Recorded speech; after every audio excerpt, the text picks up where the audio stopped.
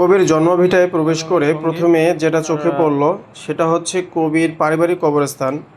আমি যথাযথ কর্তৃপক্ষের অনুমতি নিয়ে কবরস্থানে প্রবেশ করলাম। এই হচ্ছে সেই কবরস্থান, বাড়ির পাশে তৈরি করছে এবং সৌন্দর্যমণ্ডিত। আমি এখন কবরস্থানের ভিতরে, যদিও সবাইকে ঢুকতে দেয় না, আমি অনুমতি নিয়ে এখন প্রবেশ করব। দর্শক, আমি এখন যেই কবরস্থানে প্রবেশ করেছি এটি হচ্ছে পল্লীকবি জসীমউদ্দিনের পারিবারিক কবরস্থান, যেখানে পল্লীকবি নিজেও শায়িত আছেন। তো দর্শক, ঠিক আছে, আমি কবরস্থানে প্রবেশ করলাম। এখানে কবির আত্মীয় স্বজনদের কবর দেওয়া হয়েছে এবং এখানে কবির নিজেরও কবর আছে।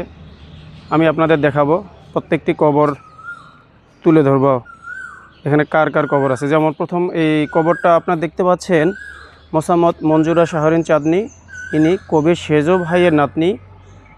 আর এই কবরটা হচ্ছে হোসনে আরা দোলন, কবির মেজো ভাইয়ের মেয়ে। মরহুমা বেগম শামসুন্নাহার, ইনি কবির সেজো ভাইয়ের স্ত্রী। এছাড়াও এখানে আরও কিছু কবর আছে। ইনি হচ্ছে কবির বড় ভাইয়ের স্ত্রী তসরিন নেসা খাতুন। আর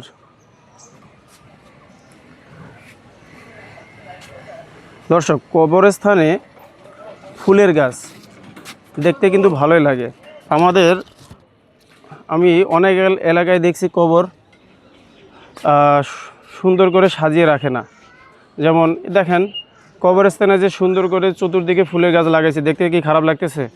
এরকম করে আমরা যদি সবাই আমাদের পারিবারিক কবরস্থানটাকে সুন্দর করে সাজাতে পারি, সেটা তো খারাপ দেখায় না। আচ্ছা, এই কবরটা হচ্ছে মরহুম কামাল আনোয়ার হাসু, ইনি হচ্ছে কবির বড় ছেলে।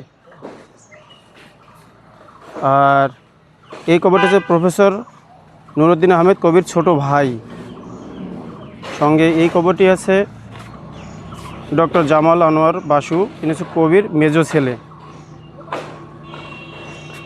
আর মরহুমা আমিনা খাতুন রাঙ্গা ছুটু, কবির মাতা অর্থাৎ কবির মা।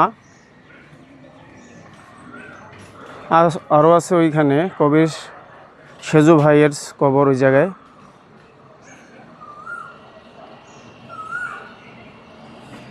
কবরস্থানে যে কতগুলো ফুলের গাছ লাগিয়েছে, যেমন এখানে একটা গোলাপ ফুলের গাছ, কি সুন্দর সুঘ্রাণ ছড়িয়েছে। আর ইনি হচ্ছে মরহুম মোহাম্মদ আনসার উদ্দিন, কবির পিতা, ইনি সেই গর্বিত পিতা।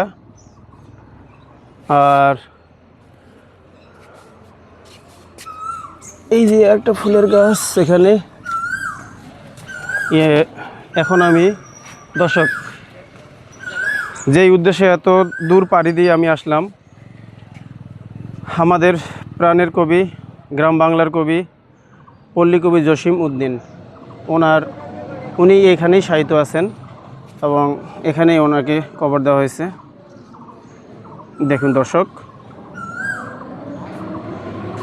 কি সুন্দর একটা ফুলের গাছ ওনার কবরের উপরে, এবং কি সুন্দর সুঘ্রাণ ছড়াচ্ছে।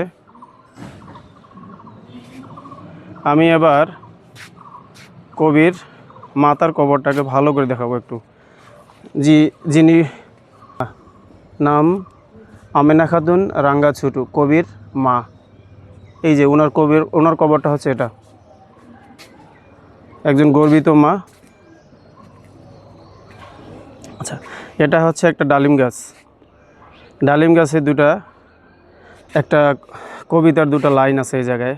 এইখানে তোর দাদির কবর ডালিম গাছের তলে, 30 বছর ভিজায় রেখেছি 2 নয়নের জলে। হ্যাঁ, কবির এই কবিতাটা জনপ্রিয়তা লাভ করছিল।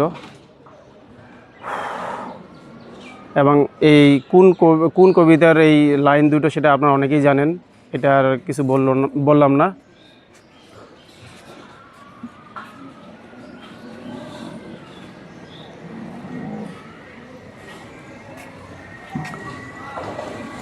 এখানে আরও কয়েকটা কবর আছে, আপনারা দেখতে পাচ্ছেন।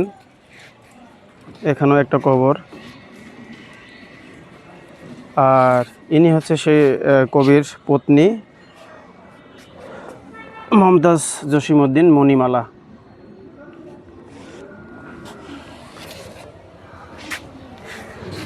গর্বিত নারী, যার অংশীদার অবশ্যই রয়েছে কবির কবিতা লেখনীতে।